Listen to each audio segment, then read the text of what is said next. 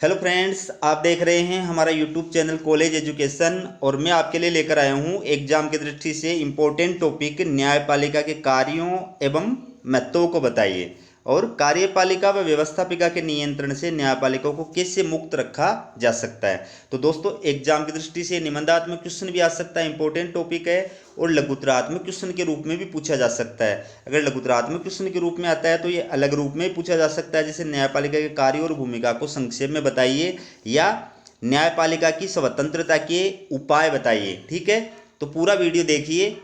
देखिए, न्यायपालिका सरकार का तृतीय अंग है।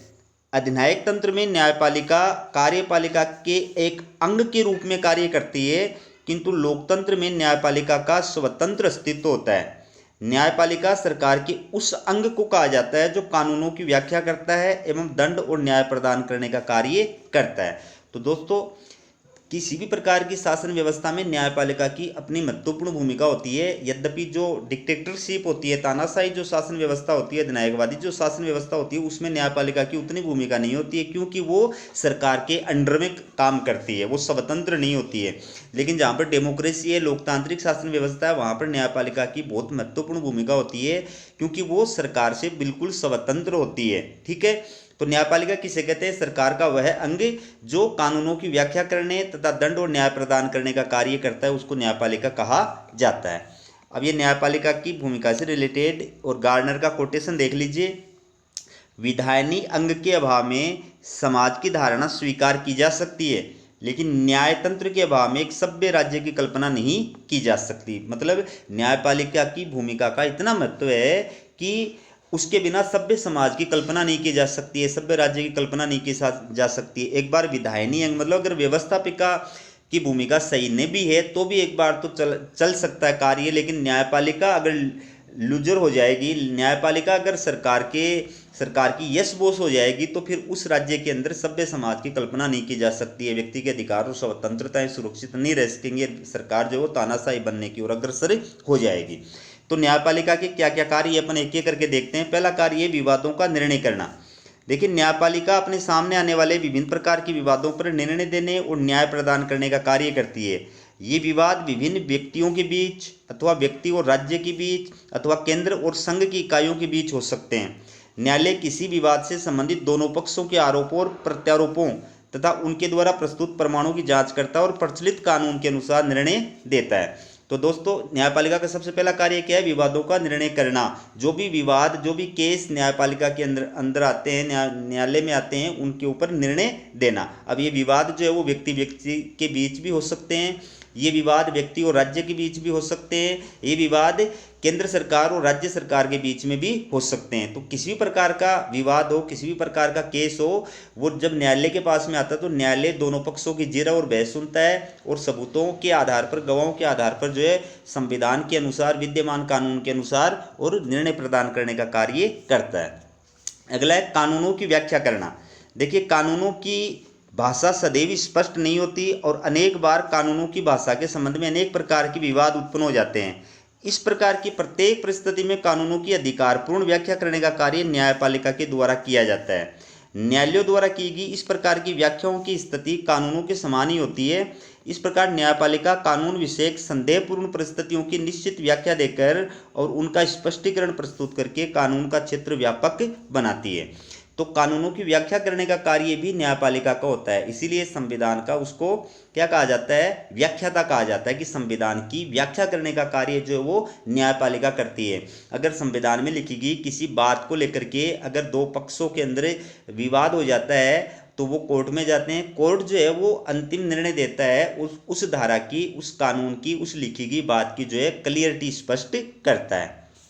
फिर देखिए, अगला जो कार्य है न्यायपालिका का वो है संविधान की रक्षा करना।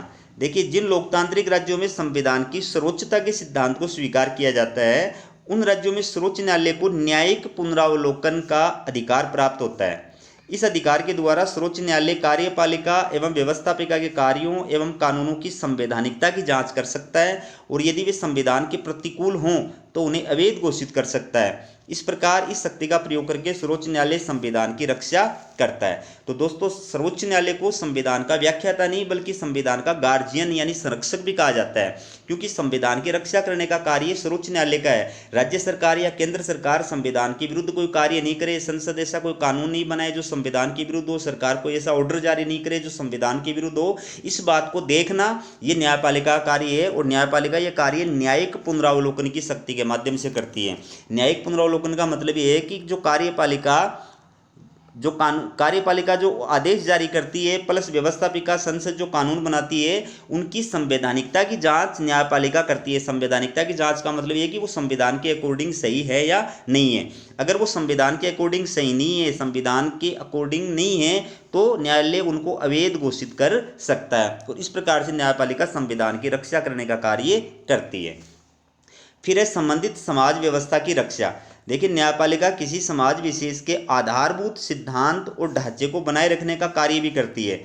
इसका अर्थ है कि जिस प्रकार फासिस्ट राज्य की न्यायपालिका फासिस्ट समाज की रक्षा करती है और साम्यवादी राज्य की न्यायपालिका साम्यवादी समाज की रक्षा करती है, ठीक उसी प्रकार लोकतांत्रिक राज्य की न्यायपालिका लोकतांत्रिक समाज की रक्षा करती है। तो जिस प्रकार की समाज व्यवस्था में वो न्यायपालिका है, उस समाज व्यवस्था के ढांचे की रक्षा करने का कार्य भी न्यायपालिका का है। ठीक है, अगर फांसीवादी शासन व्यवस्था के अंदर न्यायपालिका है तो वो फांसीवादी समाज व्यवस्था की रक्षा करने का कार्य करती है। साम्यवादी शासन व्यवस्था के अंदर न्यायपालिका है तो वो साम्यवादी समाज की रक्षा करने का कार्य करती है। पूंजीवादी शासन व्यवस्था की न्यायपालिका है तो वो पूंजीवादी समाज व्यवस्था की रक्षा करने का कार्य करती है। इस प्रकार से जैसी शासन व्यवस्था उस देश के अंदर है, जैसी संस्कृति कल्चर उस देश के अंदर है, उस के अनुरूप उस सोशल ढांचे की रक्षा करने का जो कार्य है वो जुडिशरी करती है। अगला जो कार्य है वो है औचित्य के आधार पर कानून निर्माण। देखिए, अनेक बार न्यायालय में ऐसे विवाद उपस्थित होते हैं जिनका निर्णय वर्तमान कानून द्वारा नहीं किया जा सकता है। ऐसी स्थिति में न्यायाधीश मुकदमे के निर्णय के लिए विवेक, औचित्य और स्वाभाविक तथ्य के सिद्धांत का आश्रय लेकर निर्णय करते हैं। ये निर्णय भविष्य के लिए एक परंपरा बन जाते हैं और भविष्य में ऐसे ही किसी विवाद की सुनवाई करते हुए न्यायाधीश पूर्व न्यायाधीश द्वारा दिए गए निर्णय का अनुसरण करते हैं। इस प्रकार ये निर्णय भविष्य के लिए एक कानून बन जाता है। तो दोस्तों, वैसे तो कानून बनाने का कार्य व्यवस्थापिका का है, लेकिन न्यायपालिका भी कानून निर्माण का कार्य करती है। कैसे? औचित्य के आधार पर। कई बार क्या होता है कि ऐसे मुकदमे जो है वो न्यायालय के अदालत के अंदर आते हैं कि जिनमें जो न्यायाधीश होते हैं वो अपने विवेक से और अपने दिमाग से जो है उस संविधान की व्याख्या करते हैं। उस कानून का जो है किस प्रकार से पालन किया जाए, किस प्रकार से उसकी व्याख्या होनी चाहिए, उसके बारे में अपना डिसीजन देते हैं। तो उस कानून से रिलेटेड उनके द्वारा वो जो डिसीजन दिया जाता है वो भविष्य के लिए क्या बन जाता है? कानून बन जाता है। और भविष्य में अगर उसी प्रकार से रिलेटेड कोई मुकदमा न्यायालय के समक्ष आता है तो न्यायालय जो है अपने पूर्व न्यायाधीशों के द्वारा दिए गए उस डिसीजन के प्रकाश में उसके ऊपर विचार करता है और निर्णय देने का कार्य करता है। फिर व्यक्ति स्वतंत्रता और अधिकारों की रक्षा। देखिए, व्यक्तियों की स्वतंत्रता में दो तरह से बाधाएं उपस्थित हो सकती हैं, एक व्यक्तियों द्वारा और एक राज्य द्वारा। न्यायपालिका इन दोनों ही बाधाओं को दूर करते हुए व्यक्तियों की स्वतंत्रता और अधिकारों की रक्षा करता है। तो संविधान के द्वारा नागरिकों को जो स्वतंत्रताएं और अधिकार प्रदान किए जाते हैं उनकी रक्षा करने का कार्य भी न्यायालय करता है। न्यायालय दो प्रकार से व्यक्ति की स्वतंत्रताओं की रक्षा करता है। एक तो एक व्यक्ति के द्वारा दूसरे व्यक्ति के अधिकार और स्वतंत्रताओं का अतिक्रमण करने से रोकता है। दूसरा, राज्य सरकारों और केंद्र सरकार के द्वारा बनाए गए कानून या आदेश जो नागरिकों के अधिकार और स्वतंत्रताओं को छीनते हैं या कम करते हैं, उनके विरुद्ध नागरिकों के अधिकार और स्वतंत्रताओं की रक्षा करने का कार्य करता है। अगला जो कार्य है वो है परामर्शात्मक कार्य। देखिए, अनेक राज्यों में व्यवस्थापिका या कार्यपालिका किसी विधेयक या किसी कानूनी प्रश्न पर न्यायपालिका से परामर्श मांग सकती है। इस स्थिति में न्यायपालिका उन्हें एक आवश्यक परामर्श प्रदान करने का कार्य करती है, किंतु न्यायालय का ये परामर्श बाध्यकारी नहीं है, ये मात्र सलाह होती है, निर्णय नहीं। जैसे भारतीय संविधान में अनुच्छेद 143 के अनुसार राष्ट्रपति यदि उचित समझे तो संवैधानिक महत्व के किसी भी विषय पर सर्वोच्च न्यायालय से कानूनी सलाह मांग सकता है। तो न्यायपालिका का अगला कार्य क्या है? परामर्शात्मक कार्य, यानी सलाह देने का कार्य, परामर्श देने का कार्य। कि कोई भी संवैधानिक महत्व का मुद्दा होता है, उस मुद्दे पर सरकार चाहे तो वो न्यायालय से परामर्श मांग सकता है, राय मांग सकता है। ठीक है, तो वो न्याय देना न्यायपालिका का कार्य है, उस न्याय को मानना या नहीं मानना सरकार का कार्य है। जैसे अपने संविधान के अंदर अनुच्छेद 143 के अंदर राष्ट्रपति को यह अधिकार दिया गया है कि वो संवैधानिक महत्व के, सार्वजनिक महत्व के किसी भी विषय पर सर्वोच्च न्यायालय से राय मांग सकता है। तो वो न्याय देना सर्वोच्च न्यायालय का अधिकार है, उस राय को मानना या नहीं मानना ये राष्ट्रपति या सरकार का अधिकार होता है। अगला है घोषणात्मक निर्णय प्रदान करना। देखिए, कभी कभी जाने या अनजाने में व्यवस्थापिका ऐसे कानूनों का निर्माण कर देती है जो अस्पष्ट एवं पूर्व निर्धारित कानूनों के विरुद्ध होते हैं। न्यायालयों को ऐसे कानूनों के संबंध में घोषणात्मक निर्णय देने का अधिकार होता है। अनेक राज्यों में इस प्रकार की भी व्यवस्था है कि बिना किसी प्रकार के विशेष मुकदमे के ही व्यक्ति कानूनों का स्पष्टीकरण या उसके औचित्य और अनुचित्य के संबंध में न्यायालयों से निर्णय मांग सकते हैं। इस प्रकार के निर्णय भी घोषणात्मक निर्णय के अंदर ही आते हैं। तो दोस्तों, न्यायपालिका को घोषणात्मक निर्णय प्रदान करने का भी अधिकार प्राप्त है। घोषणात्मक निर्णय का मतलब ये होता है कि ऐसे कानून होते हैं जो अस्पष्ट होते हैं, ठीक है। अब न्यायालय के पास में जब कोई मुकदमा आता है तो वो उसके ऊपर जब विचार करता है तो विद्यमान कानून जब अस्पष्ट होता है तो वो फिर अपने हिसाब से उसके ऊपर निर्णय देता है और वो निर्णय भविष्य के लिए क्या बन जाता है, कानून बन जाता है। तो इसको बोलते हैं घोषणात्मक निर्णय। ये कोई जरूरी नहीं है कि न्यायालय के पास में विवाद उपस्थित हो तभी वो उस मुकदमे की सुनवाई करते हुए ही वो घोषणात्मक निर्णय दे। वो सरकार के द्वारा कोई कानून बनाया गया है या कोई ऑर्डर जारी किया गया है तो उसके बारे में भी अगर कोई व्यक्ति शिकायत करता है कोर्ट में तो उसके ऊपर भी न्यायपालिका जो है घोषणात्मक निर्णय देने का कार्य कर सकती है। अन्य जो कार्य है उसमें देखिए, सर्वोच्च न्यायालय अधीनस्थ न्यायालयों के कार्यों का निरीक्षण करता है, ठीक है, नीचे की अदालतों का निरीक्षण करता है। न्यायालय अपने कार्यालय हेतु कर्मचारियों की स्वयं नियुक्ति करता है। जो स्टाफ होता है न्यायपालिका का, जो स्टाफ होता है उसकी नियुक्ति करता है। वे अल्पवयस्कों के संरक्षकों तथा मृत व्यक्ति की संपत्ति के प्रबंधकों की नियुक्ति करते हैं। जो बच्चे होते हैं अल्पवयस्क होते हैं उनके गार्जियन प्लस जो व्यक्ति मर जाते हैं उनकी संपत्ति का मैनेजमेंट करने के लिए प्रबंधक नियुक्त करने का कार्य न्यायपालिका करती है। वे सार्वजनिक संपत्ति के ट्रस्टियों की नियुक्ति करते हैं। जो भी सरकारी संपत्ति होती है उसके ट्रस्टियों की नियुक्ति उनके द्वारा की जाती है। नागरिक विवाह को प्रमाणित करते हैं। जो भी कोर्ट मैरिज करते हैं उनके विवाह को प्रमाणित करने का कार्य करते हैं। न्यायालय अनेक लेख और आदेश जारी करते हैं जिनके द्वारा किसी व्यक्ति, संस्था या पदाधिकारी को न्याय की रक्षा हेतु कुछ कार्य करने का आदेश देते हैं या उन्हें अवैध घोषित करने से रोकते हैं। न्यायपालिका को कुछ आदेश या लेख जारी करने का, वारंट जारी करने का भी अधिकार है। जैसे अपने यहाँ अपने देश में न्यायपालिका जो है वो कौन कौन से वारंट जारी कर सकती है, बंदी प्रत्यक्षीकरण लेख है, प्रतिषेध है, उत्प्रेषण है, अधिकार परीक्षा है, परमादेश है, इस प्रकार के वारंट जारी कर सकती है। इसके अलावा देखिए, शपथ आयुक्त और अधिवक्ताओं को लाइसेंस जारी करती है। जो वकील होते हैं, ओथ कमिश्नर होते हैं, उनको लाइसेंस देने का कार्य करती है। निर्वाचन संबंधी मामलों में निर्णय प्रदान करती है। निर्वाचन संबंधी कोई भी शिकायत है, चाहे वो अयोग्यता से उत्पन्न शिकायत हो या चुनाव संबंधी कोई मामले की शिकायत हो, उस पर निर्णय देने का कार्य भी न्यायपालिका के द्वारा ही किया जाता है। अब देखिए, न्यायपालिका की स्वतंत्रता का आशय। न्यायपालिका की स्वतंत्रता का मतलब क्या, देखिए, न्यायपालिका की स्वतंत्रता का अर्थ है कि वह अपने न्यायिक कार्यों को करने में कार्यपालिका एवं व्यवस्थापिका के नियंत्रण से पूर्णतया मुक्त हो। न्यायपालिका को इस बात का भय नहीं होना चाहिए कि उनके किसी न्यायिक निर्णय से नाराज होकर कार्यपालिका अथवा व्यवस्थापिका उनके पद से हटा सकती है, उनके वेतन, आर्थिक सुविधाओं आदि को कम कर सकती है अथवा उनके हितों और प्रतिष्ठा को नुकसान पहुंचा सकती है। तो इसको बोलते हैं न्यायपालिका की स्वतंत्रता। यानी न्यायपालिका को न्यायिक कार्य करने में पूरी स्वतंत्रता होनी चाहिए। उसमें कार्यपालिका और व्यवस्थापिका का कोई दखल नहीं होना चाहिए। और न्यायपालिका के न्यायाधीश होते हैं, उनके सेवा पर्यंत उनकी जो वेतन भत्ते और सुविधाएं हैं उनके अंदर कटौती करने का अधिकार व्यवस्थापिका और कार्यपालिका को नहीं होना चाहिए। अब देखिए, न्यायपालिका की स्वतंत्रता का महत्व एवं आवश्यकता।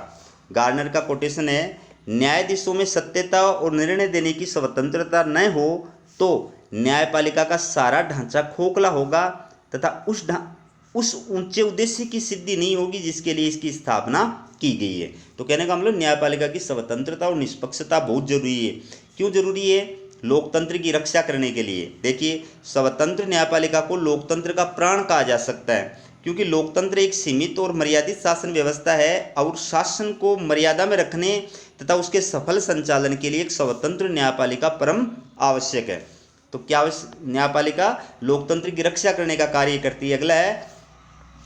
अगला है न्याय की रक्षा है। तो देखिए, न्यायपालिका का सबसे प्रमुख कार्य कानूनों की व्याख्या करते हुए न्याय प्रदान करना है और न्यायपालिका ये कार्य तभी भलीभांति कर सकती है जब वह स्वतंत्र और निष्पक्ष हो तथा व्यवस्थापिका और कार्यपालिका के नियंत्रण से मुक्त हो। यदि न्यायाधीशों पर किसी प्रकार का दबाव और बाहरी नियंत्रण होगा तो वे निष्पक्षतापूर्वक न्याय प्रदान नहीं कर सकेंगे।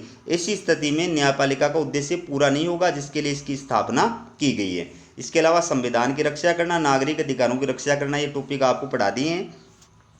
अब देखिए जो 5 नंबर का लघुतरात्मक क्वेश्चन बनता है, महत्वपूर्ण न्यायपालिका की स्वतंत्रता को बनाए रखने के उपाय। न्यायपालिका की स्वतंत्रता के लिए क्या क्या उपाय किए जाने चाहिए, लघुतरात्मक क्वेश्चन के रूप में पूछा जा सकता है। मैं फटाफट बोल रहा हूँ क्योंकि वीडियो बहुत लंबा हो जाता है, अपलोड करने में फिर समस्या आती है मेरे को। देखिए पहला, न्यायाधीशों की नियुक्ति की प्रणाली। देखिए विभिन्न देशों में न्यायाधीशों की नियुक्ति के बारे में 3 प्रमुख विधियां प्रचलित है। जनता द्वारा निर्वाचन, व्यवस्थापिका द्वारा निर्वाचन और कार्यपालिका द्वारा निर्वाचन। 2 नंबर का क्वेश्चन अच्छी तरह याद रखना।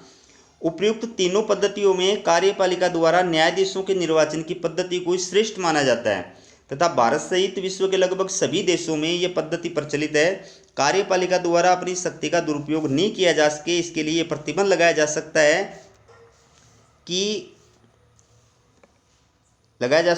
कार्यपालिका सर्वमान्य न्यायिक योग्यता वाले व्यक्ति या स्थायी न्यायिक समिति के परामर्श के आधार पर ही न्यायाधीशों की नियुक्ति करे। ठीक है, तो एक तो ये होना चाहिए न्यायाधीशों की स्वतंत्रता के लिए कि स्वतंत्र और निष्पक्ष न्यायाधीश, योग्य व्यक्ति जो वो न्यायाधीश बन सके, इसके लिए एक कॉलेजियम होना चाहिए। कॉलेजियम की सलाह के अकॉर्डिंग जो है सरकार को, कार्यपालिका को न्यायाधीशों की नियुक्ति करनी चाहिए। अपने मनमर्जी से अपने खास लोगों को न्यायाधीश के पद पर नियुक्त नहीं करना चाहिए। दूसरा है लंबी पदावधि।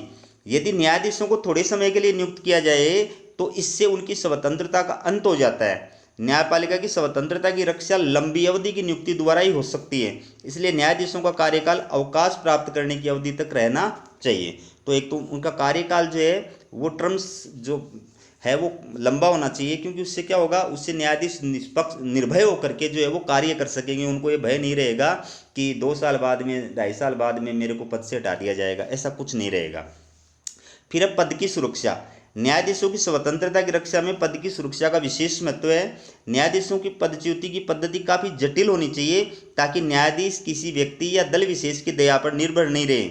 इसी कारण अधिकांश राज्यों में न्यायाधीशों को उनके पद से हटाने के संबंध में महाभियोग की व्यवस्था है। महाभियोग की प्रक्रिया पर्याप्त जटिल होती है और अपनी जटिलता के कारण श्रेष्ठ भी है। तो न्यायाधीशों की स्वतंत्रता और निष्पक्षता के लिए जरूरी है कि उनके पद की सुरक्षा की जाए, कि एक बार आप उस पोस्ट पर अपॉइंट हो गए तो उसके बाद में सरकार आपको हटा नहीं सके। ठीक है ना, ऐसी हटाने की जो प्रक्रिया वो काफ़ी जटिल होनी चाहिए कि आसानी से न्यायाधीशों को पद से हटाया नहीं जा सके। इसके लिए महाभियोग प्रक्रिया जो है वो अपनाई जाती है। फिर अब पर्याप्त वेतन और भत्ते। देखिए न्यायाधीशों को पर्याप्त वेतन, भत्ते, आवास और वाहन की सुविधाएं प्राप्त होनी चाहिए ताकि वे सामान्य आर्थिक चिंताओं और जीवन स्तर संबंधी असुविधाओं से मुक्त होकर अपने न्यायिक कार्यों को अधिक निष्ठा, निष्पक्षता और स्वतंत्रता के साथ कर सके। तो न्यायाधीश जो है उनकी स्वतंत्रता के लिए ये भी जरूरी है कि उनका वेतन, भत्ते और सुविधाएं जो पर्याप्त होनी चाहिए। उनकी मतलब पद की गरिमा के अनुरूप उनको वेतन, भत्ते और सुविधाएं मिलनी चाहिए ताकि वो दबाव में नहीं है, लालच में नहीं है, भ्रष्टाचार नहीं करें और निष्पक्ष होकर के और स्वतंत्रतापूर्वक अपने पद की जिम्मेदारियों का निर्वहन कर सके। फिर है न्यायाधीशों की योग्यताएं। देखिए न्यायपालिका की स्वतंत्रता के लिए आवश्यक है कि न्यायाधीशों का पद केवल ऐसे व्यक्तियों को प्रदान किया जाए जिसकी व्यवसायिक कुशलता और निष्पक्षता सर्वमान्य हो, जो उच्च योग्यता वाले, कार्य के प्रति निष्ठावान और ईमानदार हों। तो न्यायाधीश के पद पर नियुक्त करने वाले व्यक्ति को क्या होना चाहिए, योग्य होना चाहिए। ये नहीं कि सरकार का खास है, पसंद वाला व्यक्ति है तो उसको न्यायाधीश पद पर नियुक्त कर दिया। अगर ऐसा होने लग जाएगा तो न्यायपालिका फिर जो है स्वतंत्र और निष्पक्ष नहीं रहेगी। तो मेरिट के आधार पर जो है न्यायाधीश पद पर नियुक्ति होनी चाहिए। फिर अवकाश प्राप्ति के बाद वकालत पर प्रतिबंध। देखिए न्यायाधीशों की निष्पक्षता और स्वतंत्रता की रक्षा के लिए जरूरी है कि वे अपने पद से अवकाश प्राप्त करने के बाद वकालत का व्यवसाय नहीं अपनाएं, विशेषकर उन न्यायालयों में जहां वे न्यायाधीश रह चुके हैं अथवा जो न्यायालय उनके अधिकार क्षेत्र में रह चुके हों।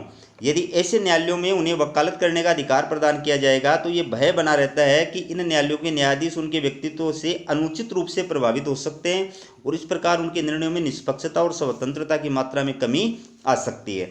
तो न्यायाधीश स्वतंत्र है, निष्पक्ष रहें, इसके लिए जरूरी है कि अवकाश प्राप्ति के बाद में वकालत पर प्रतिबंध लगाया जाना चाहिए। ठीक है ना।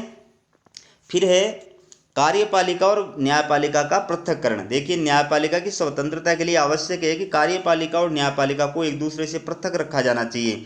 इस दृष्टि से अग्रलिखित उपाय किए जा सकते हैं।